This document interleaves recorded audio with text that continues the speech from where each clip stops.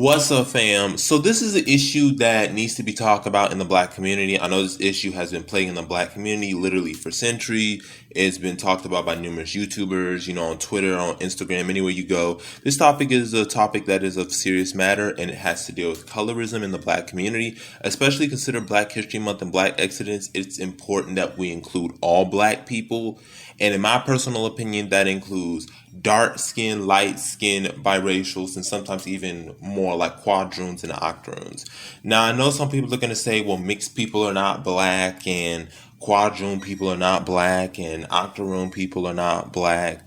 But if you look through our history, these people have been vital in the black liberation movement.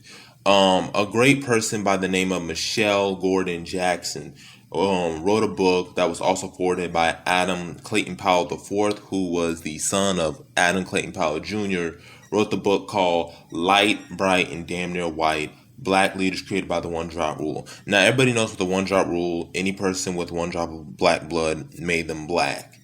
And many of these figures had light skin. Some of them could have easily passed for white, but they chose not to pass for white because they understood that they were going up against their heritage and they were going against their community. The black community was nurturing them. They were supporting them.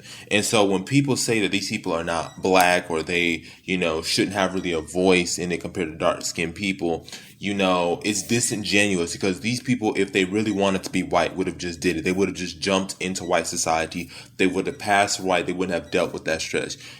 People like Walter White wouldn't have seen those lynchings. He wouldn't be part of the NAACP. Freddie Washington could have just passed as a white woman or like this light-skinned exotic woman and just could have got better roles. But she chose not to. People like Timothy Thomas Fortune, who was part of Marcus Garvey's movement in the Negro world. People like Alfred Francis Russell, who was only 1/16 black, but yet he became the president of Liberia in Africa.